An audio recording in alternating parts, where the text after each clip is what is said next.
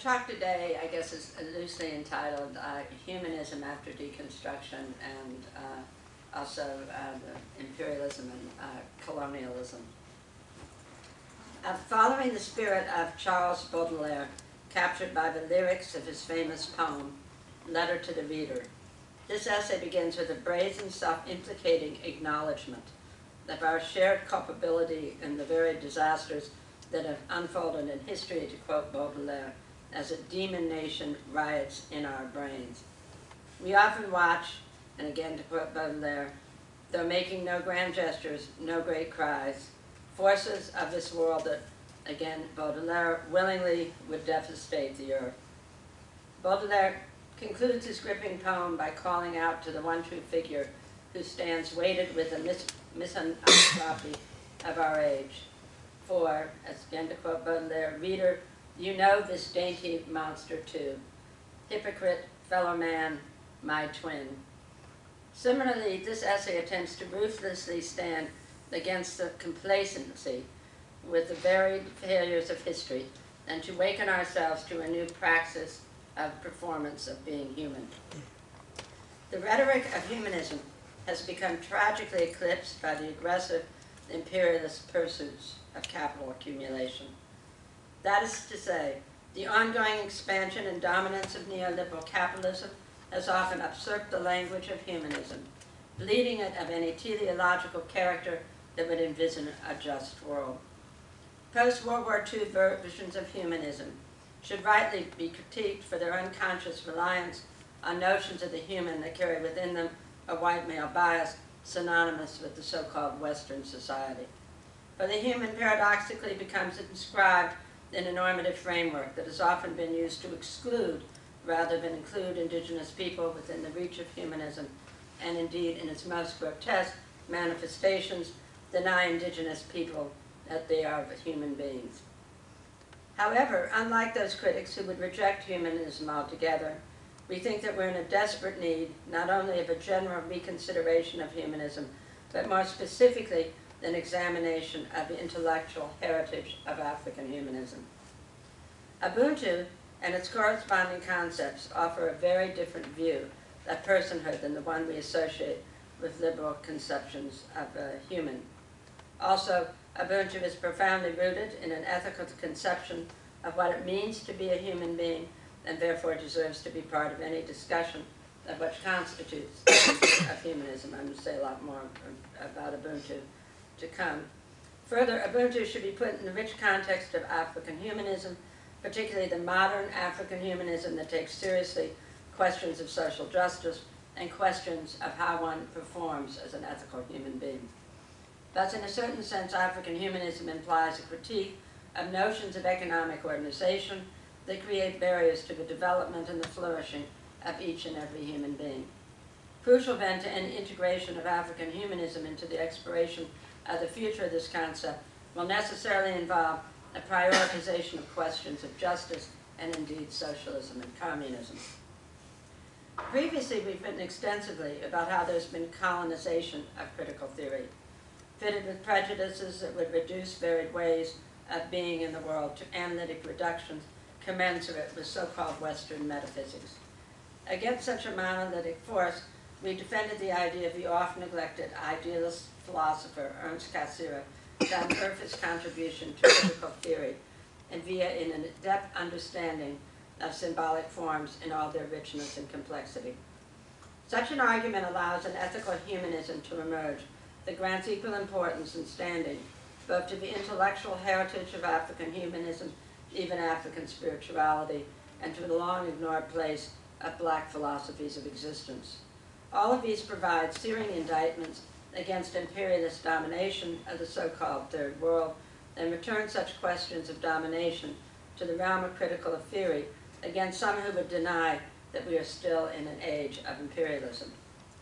Such work is relevant for our purposes here in suggesting that an understanding of humanism must be an activity or a performance of our being in the world, both ahead of and alongside of any conception of the human.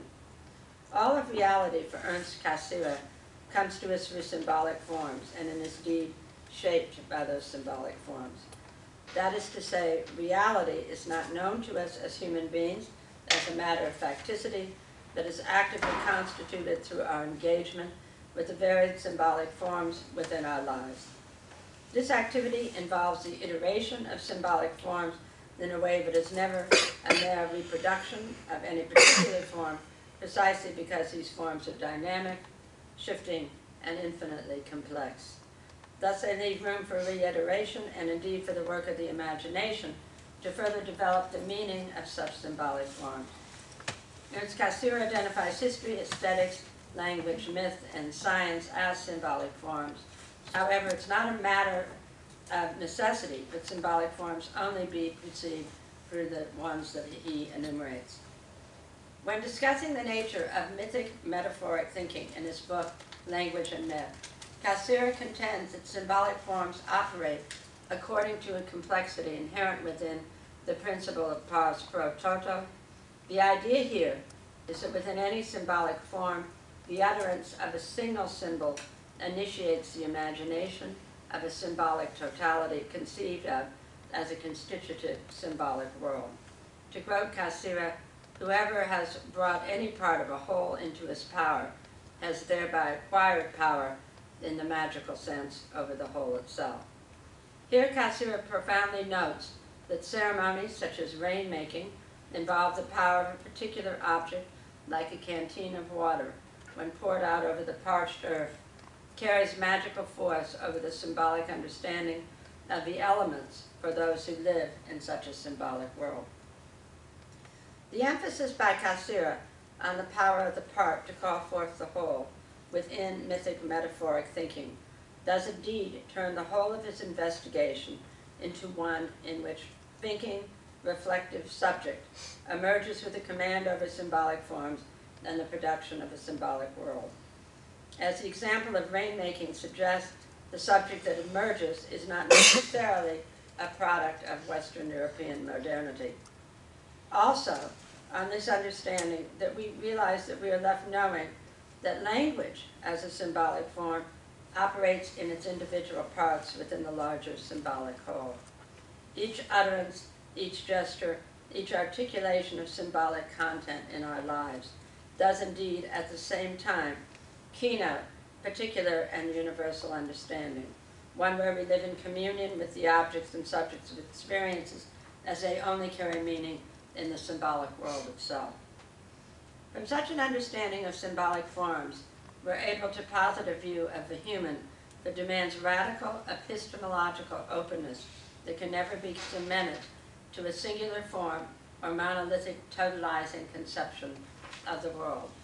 A humanism that would speak to such a conception of the human must always take seriously all the ways of being in the world and find maturity in its thought by seriously engaging with the infinite complexity and differentiation of symbolic forms throughout the work. And in his debate, Jürgen Habermas with Ernst Cassirer basically says that the problem with Cassirer is he denies that there are autogenetic learning processes that are a one-way street to modernity. Two, that he affirms myth as a continuing legitimate form of mythopoetic thinking as a symbolic form equal with science, which is also a symbolic form. And therefore he falls into what Habermas calls perspectivalism, and the result of that is there can be no idealized community of competent speakers because we are never separated from the mythic thinking. In fact, it's exactly right. Cassirer denied all of the components of Habermas's limited notion of modernity, saying that myth inheres in the metaphoric transference of language. And so we so-called modern Europeans are just as immersed in myth as are the so-called rainmaker in Africa. And so Habermas is right in his attack. Here I'm strongly defending that Cassirer is much more correct in bringing a kind of linguistic turn through a third critique, Kantianism, than the one that Habermas offers. So that if there is progress in Cassirer, it's through what Hannah Arendt, or something very close to it, would call an enlarged mentality.